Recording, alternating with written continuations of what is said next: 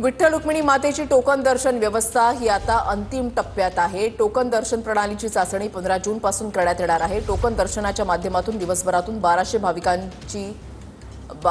भाविकांना दर्शन घेता येणार आहे। आषाढी वारीच्या पार्श्वभूमीवर मंदिर संस्थांकडून तयारी आता सुरू झाली आहे। विठ्ठल रुक्मिणी मातेच्या टोकन दर्शन प्रणालीची चाचणी खरं तर 15 जून रोजी खरं तर विठ्ठल रुक्मिणी मंदिर समितीवर सुरू करण्यात येणार आहे। आपण आता बघू शकतो की हीच ती बैठक व्यवस्था असणार आहे। खरं तर 7 मजली दर्शन मंडप आहे। ह्या दर्शन मंडपामध्ये जर आपण बघितलं तर ह्याच पायऱ्यावरून खरं तर भाविक वर येणार आहेत। त्यानंतर जर आपण बघितलं तर या पद्धतीने ही खरं तर बैठक व्यवस्था केलेली आपल्याला पाहायला मिळते। येणाऱ्या भाविकाला खरं तर टोकन काढल्यानंतर याच मजल्यावरती बैसाची व्यवस्थित व्यवस्था केलेली आपल्याला पाहायला मिळते। साईडला आपण बघू शकतो की बैठक व्यवस्था आहे जी आपण चालतो या भागावरती खरं तर मॅट देखील टाकली जाणार आहे। त्याचबरोबर संडास असेल, बाथरूम असेल, प्रसाधन गृह सगळ्या अशा व्यवस्था खरं तर या बैठक व्यवस्थेमध्ये केल्या आपल्याला पाहायला मिळतात। आणि ह्या बैठक व्यवस्थेची एकंदरीत सगळी तयारी आता पूर्ण होताना आपल्याला पाहायला मिळतं। आपण बघू शकतो की रंगरंगोटीचे देखील आता काम सुरू झालेलं आपल्याला पाहायला मिळतं।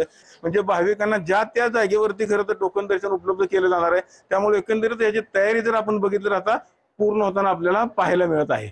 विठ्ठल मंदिर परिसरातून कॅमेरामॅन जगदीश शहर, रवी लवेकर, TV9 मराठी।